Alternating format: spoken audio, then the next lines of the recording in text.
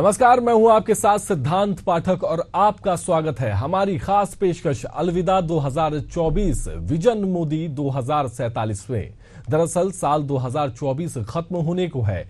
ये साल कई मायनों में खास रहा, खासकर राजनीतिक तौर पर ये साल चौंकाने वाले साल के तौर पर याद रखा जाएगा। ये साल कुछ ऐसे क्षणों से भरा रहा जिसने भारतीय राजनीति की दिशा ही बदल दी। यह साल हर मायने में खास रहा और सियासी दृष्टिकोण से भी 2024 एक यादगार साल साबित हुआ। लोकसभा चुनाव के आश्चर्यजनक परिणाम से लेकर ऐतिहासिक शपथ तक इस साल महत्वपूर्ण घटनाएं हुई। लोकसभा चुनाव के नतीजों में भारतीय जनता पार्टी ने अपनी अनुशासन रूपी सीटें जो है उसने हासिल नहीं की, लेकिन पीएम नरेंद्र मोदी ने तीसरी बार प्रधानमंत्री पद की शपथ लेकर पूर्व प्रधानमंत्री जवाहरलाल नेहरू के रिकॉर्ड की बराबरी कर ली। अब पीएम नरेंद्र मोदी अपने विजन 2047 को लेकर पूरी क्षमता के साथ जुट गए हैं। तो आइए शुरू करते हैं अलविदा 2024 विजन मोदी 2047।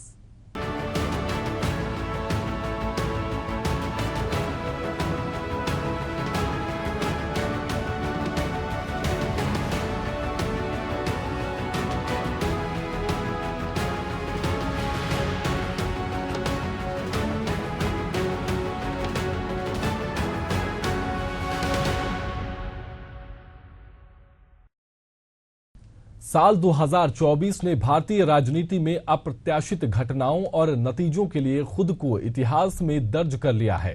यह साल कई मायनों में यादगार रहा। भारत की सियासत में साल 2024 में वैसे तो कई सियासी उलटफेर देखे गए, लेकिन इस बार के लोकसभा चुनाव के नतीजों ने एक नया इतिहास रच दिया। नरेंद्र मोदी ने देश के पहले प्रधानमंत्री जवाहरलाल नेहरू की बराबरी कर ली। मोदी सरकार 3.0 में भाजपा को भले ही पूर्ण बहुमत हासिल न हुआ हो, लेकिन एनडीए सरकार ने अपने फैसलों से ये बता दिया कि वो आसानी से डगमगाने वाले नहीं है। देखिए ये रिपोर्ट। भारतीय राजनीति के इतिहास में 9 जून 2024 ये तारीख स्वर्णिम अक्षरों से दर्ज हो चुकी है। ये वही दिन था जब भारत के पहले प्रधानमंत्री जवाहरलाल नेहरू के रिकॉर्ड की पहली बार बराबरी हुई। दुनिया के सबसे लोकप्रिय नेताओं की सूची में शुमार और भारतीय जनता पार्टी के वरिष्ठ नेता नरेंद्र मोदी ने लगातार तीसरी बार भारत के प्रधानमंत्री पद की शपथ लेकर इसी दिन इतिहास रच दिया। इसके साथ ही वह इस उपलब्धि को हासिल करने वाले पहले गैर कांग्रेसी नेता और जवाहरलाल नेहरू के बाद दूसरे ऐसे नेता बन गए हैं। बहुत ही कम लोगों ने सोचा होगा कि भाजपा का कोई नेता यह उपलब्धि हासिल कर सकेगा। मोदी को तीसरे कार्यकाल में जनादेश पूर्व के 2 कार्यकालों की तरह नहीं मिला है। इस बार के लोकसभा चुनाव में भाजपा अपने दम पर बहुमत हासिल करने में विफल रही। चुनाव में पूर्व भाजपा ने 400 पार का नारा दिया था, लेकिन वह अपने गठबंधन के सहयोगियों के साथ 300 के आंकड़े को भी पार नहीं कर पाई। इस लोकसभा चुनाव में कांग्रेस और इंडिया गठबंधन के घटक दलों ने पिछले चुनाव के मुकाबले बेहतर प्रदर्शन किया और उत्तर प्रदेश, हरियाणा और राजस्थान सहित कई हिंदी पट्टी के क्षेत्रों में भाजपा के रथ को रोकने में सफलता हासिल की। यही कारण रहा कि नतीजों के बाद विपक्षी दलों ने चुनाव परिणामों को मोदी की नैतिक हार करार दिया। कांग्रेस को इस चुनाव में 99 सीटों पर सफलता मिली। बहरहाल यह भाजपा की विशाल राजनीतिक उपस्थिति का ही परिणाम है कि लगातार तीसरे लोकसभा चुनाव में उसने 240 सीटें हासिल कर सबसे बड़े दल का तमगा हासिल किया। भाजपा के नेतृत्व वाले राष्ट्रीय जनतांत्रिक गठबंधन 293 सीटें जीती।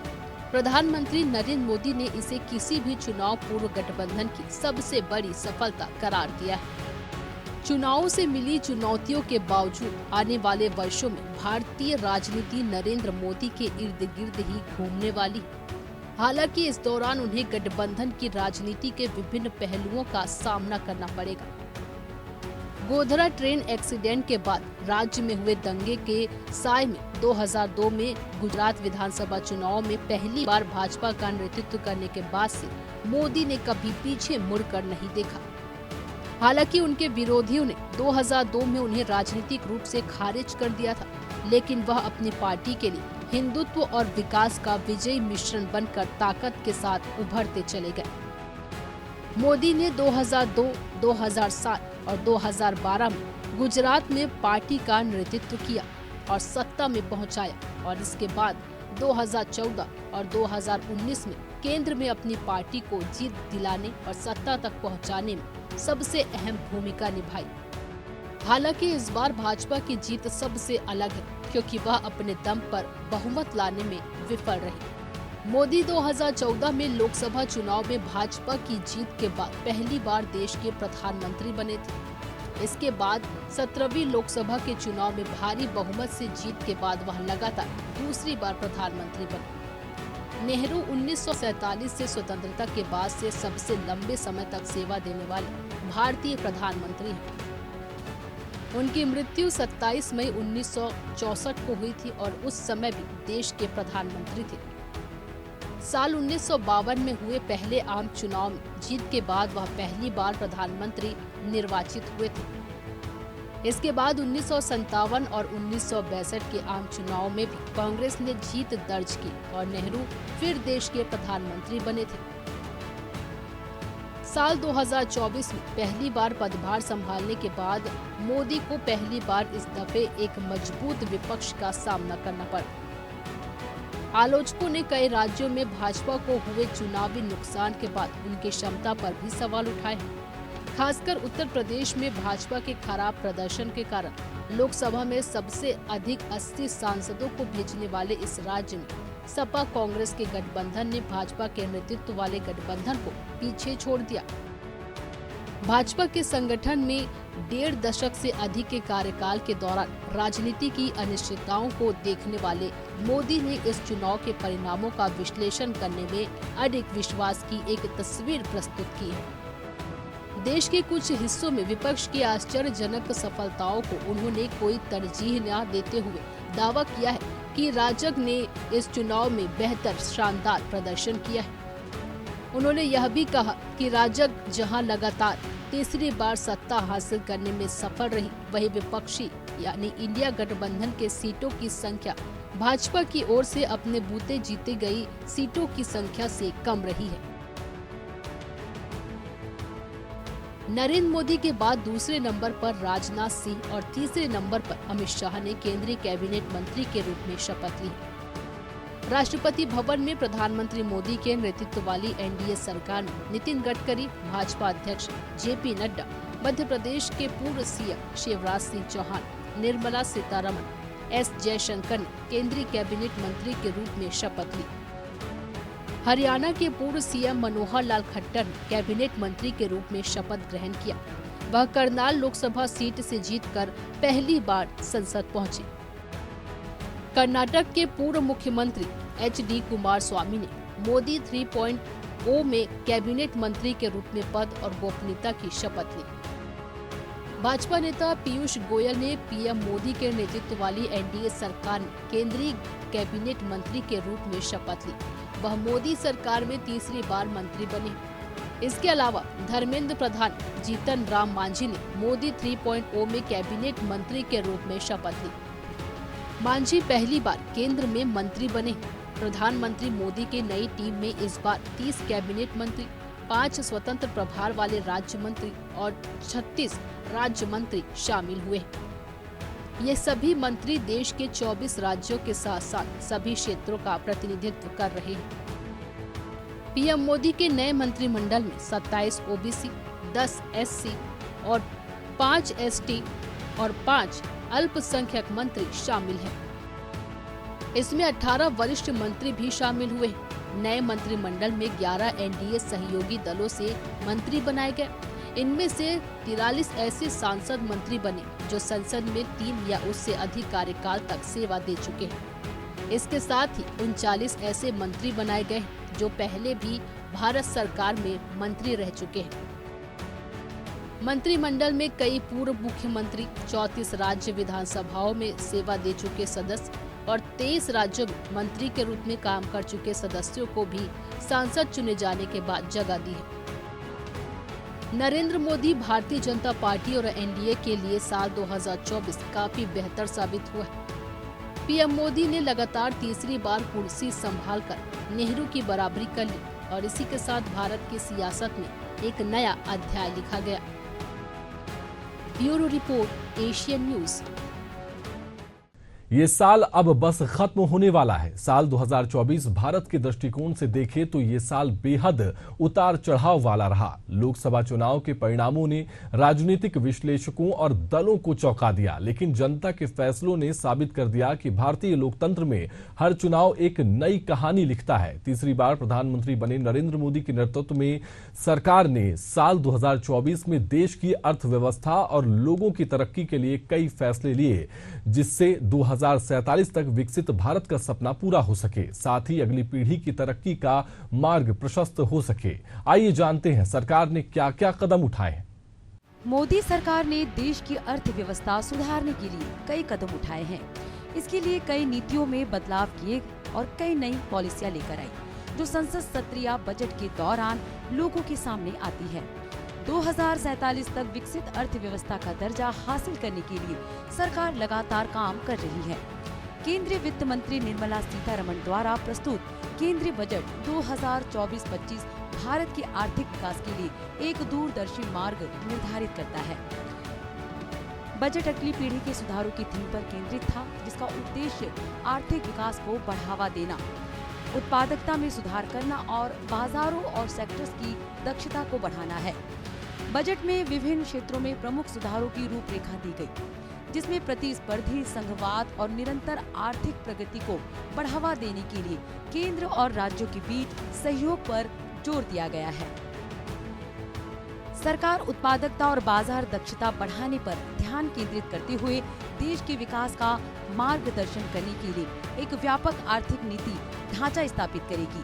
ये ढांचा भूमि, श्रम, पूंजी और उद्यमिता समेत उत्पादन के सभी कारकों पर आधारित है, जिसमें टेक्नोलॉजी कुल कारक उत्पादकता में सुधार और असमानता को कम करने में महत्वपूर्ण भूमिका निभाएगी। ये बहुत ही खुशी की बात है कि इस वर्ष के बजट को देश ने 2047 तक विकसित भारत बनाने के लक्ष्य की पूर्ति के एक शुभारंभ के रूप में देखा है। बजट को भावी अमृतकाल की दृष्टि से देखा और परखा गया है। ये देश के लिए शुभ संकेत है कि देश के नागरिक भी अगले 25 वर्षों को इन्हीं लक्ष्यों से जोड़कर देख रहे हैं। सरकार 2024 में कई ऐसी नई पॉलिसी लेकर आई, जिससे देश के लोगों और अर्थव्यवस्था में सुधार हुआ। आर्थिक नीति ढांचा और प्रमुख सुधार सरकार ने देश के विकास को दिशा देने के लिए एक व्यापक आर्थिक नीति ढांचा स्थापित करने का फैसला लिया, जिसमें उत्पादकता और बाजार दक्षता बढ़ाने पर ध्यान केंद्रित किया जाएगा।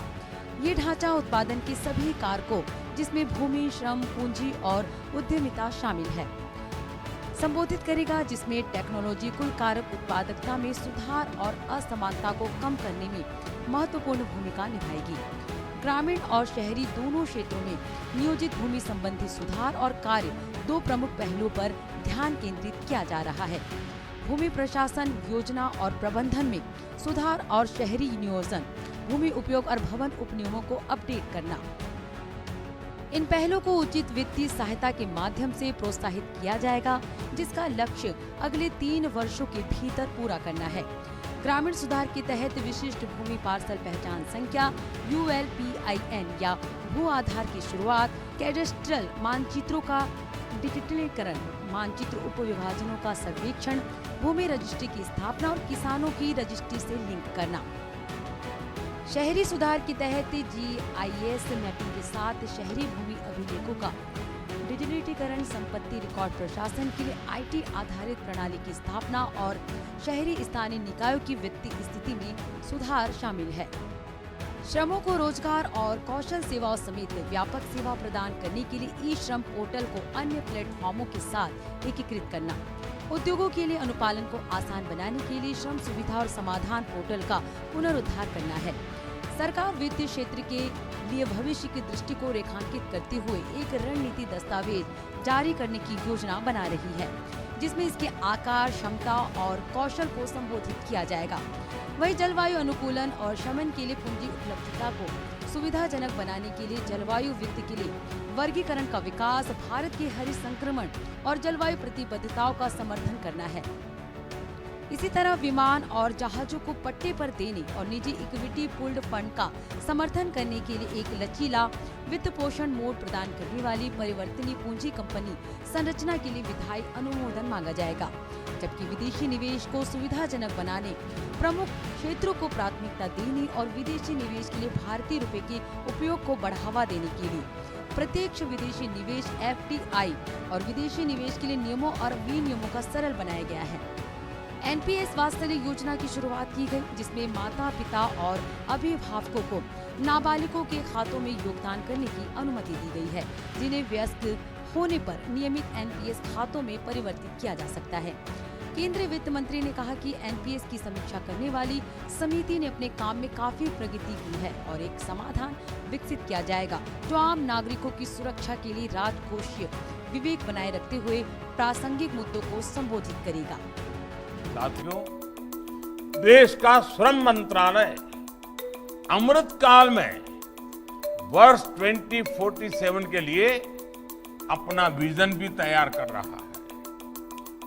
भविष्य की जरूरत है flexible work places, work from home ecosystem. भविष्य की जरूरत है फ्लेक्सी वर्क आवर्स। हम फ्लेक्सिबल वर्क प्लेस जैसी व्यवस्थाओं को महिला श्रम शक्ति की भागीदारी के लिए अवसर के रूप में इस्तेमाल कर सकते हैं। इस 15 अगस्त को लाल किले से मैंने देश की नारी शक्ति की संपूर्ण भागीदारी का आह्वान किया है। नारी शक्ति का सही उपयोग करते हुए भारत अपने लक्ष्यों को और तेजी से प्राप्त कर सकता है। देश में नए उभर रहे सेक्टर्स में महिलाओं के लिए क्या कुछ और कर सकते हैं, हमें इस दिशा में भी सोचना होगा। साथियों, 21वीं सदी में भारत की सफलता इस बात पर भी निर्भर करेगी कि हम अपने डेमोग्राफिक डिविडेंड का कितनी सफलता से उपयोग करते हैं। हम high quality skilled workforce create कर वैश्विक अवसरों का लाभ ले सकते हैं। पिछले एक दशक में सरकार ने उत्पादकता बढ़ाने और अर्थव्यवस्था के भीतर असमानता को कम करने के लिए टेक्नोलॉजी का प्रभावी ढंग से लाभ उठाया है। डिजिटल बुनियादी ढांचे में सार्वजनिक निवेश, प्राइवेट सेक्टर के इनोवेशन के साथ मिलकर बाजार संसाधनों, शिक्षा, स्वास्थ्य सेवा और विभिन्न सेवाओं तक नागरिकों की पहुंच में उल्लेखनीय सुधार है। विशेष रूप से वंचित पृष्ठभूमि के लोगों को लाभ हुआ है। सरकार अर्थव्यवस्था के डिजिटलीकरण को आगे बढ़ाते हुए टेक्नोलॉजी को अपनाने में और तेजी लाने की योजना बना रही है। जन विश्वास विधेयक 2.0 पर चल रहा काम और राज्यों को व्यापार सुधार कार्य योजनाओं और डिजिटलीकरण उपायों को लागू करने के लिए प्रोत्साहन दिया जा रहा है। डेटा गवर्नेंस को बढ़ाने और डेटा संग्रह, प्रोसेसिंग और मैनेजमेंट की प्रक्रियाओं में सुधार करने के लिए सरकार डिजिटल इंडिया मिशन के तहत विकसित किए गए डेटाबेस समेत विभिन्न क्षेत्रीय डेटाबेस का उपयोग करेगी। इस प्रयास को उन्नत तकनीकी उपकरणों के सक्रिय उपयोग द्वारा समर्थित किया जाएगा, जिसका उद्देश्य विभिन्न क्षेत्रों में डेटा और सांख्यिकी के संचालन को सुव्यवस्थित और अनुकूलित करना है। Bureau report, Asian news. आज की पेशकश में इतना ही। अगली बार आपसे फिर होगी मुलाकात। तब तक के लिए अलविदा, नमस्कार।